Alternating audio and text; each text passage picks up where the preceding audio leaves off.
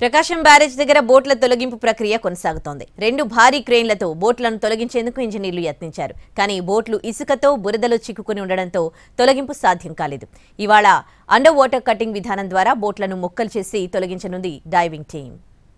విజయవాడలో ప్రకాశం బ్యారేజీ గేట్లను ఢీకొట్టి ఆగిన బోట్లను తొలగించేందుకు ఇంజనీర్లు అధికారులు శ్రమిస్తున్నారు. వరద ప్రవాహంలో తొలుత ఒక బోటు కొట్టుకుపోతే ఆ తర్వాత మరొకటి కొట్టుకుపోయింది. మిగిలిన 3 బోట్లను తొలగించేందుకు యత్నాలను ముమ్మరం చేశారు. హుక్కులు వేసి క్రేన్ల సాయంతో లాగే ప్రయత్నం సఫలీకృతం కాలేదు. దీంతో డైవింగ్ టీంలను రప్పించారు. అండర్ వాటర్ కటింగ్ ద్వారా బోట్లను ముక్కలుగా చేసి తీయటం రెండో విధానం. ఇది సఫలీకృతం కాకపోతే బెలూన్లను నీటి అడుగుకు పంపి బోట్లు తేలేలా చేసి తొలగిస్తారు. ప్రకాశం బ్యారేజీకి 11 లక్షలకు పైగా క్యూసెక్కుల వరద ప్రవాహం వచ్చి చేరడంతో మొత్తం 70 గేట్లనెత్తి దిగువకు నీటిని విడుదల చేశారు ఇరిగేషన్ అధికారులు. ఇసుకను తరలించే పడవలు ఢీకొట్టడంతో 3 గేట్లకు ఉన్న కౌంటర్ వెయిట్లు దెబ్బతిన్నాయి.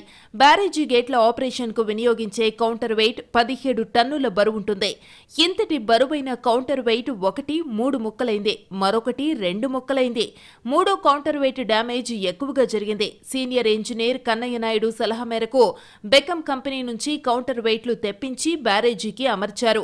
ఆ తర్వాత బోట్ల తొలగింపు ప్రక్రియను చేపట్టారు. 80 టన్నుల భారాన్ని లేపగలిగే 2 భారీ క్రేన్లను తీసుకొచ్చి పుల్లీలు, హుక్లను పడవకు ఉన్న రింగులకు తగిలించారు. పైకి తీసేందుకు 6 గంటల పాటు శ్రమించారు. కానీ సాధ్యం కాలేదు. పడవకు తగిలించిన హుక్ ఒకటి వంగిపోయింది. దీంతో నీటి ఉధృతిలోనే పడవపైకి చేరుకుని వెల్డింగ్ చేసి హుక్ ను తీసేశారు.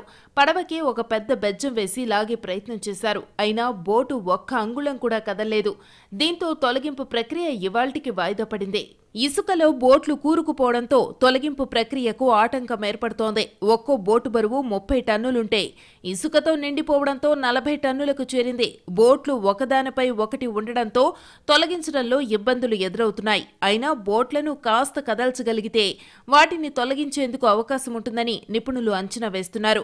ఈ క్రమంలో విశాఖ నావల్ యార్డ్ నుంచి వచ్చిన 3 డైవింగ్ టీంలు బోట్ల అడుగున ఉన్న నీటిలోకి వెళ్లి తొలగింపు ప్రక్రియను చేపడతాయి. అండర్ వాటర్ కటింగ్ ద్వారా బోట్లను ముక్కలుగా చేసి తొలగించేందుకు యత్నిస్తారు. బోటు నీటిలో ఉన్నా, ఇసుక ఉన్నా కటింగ్ చాలా తేలికవుతుందని అభిప్రాయపడుతున్నారు.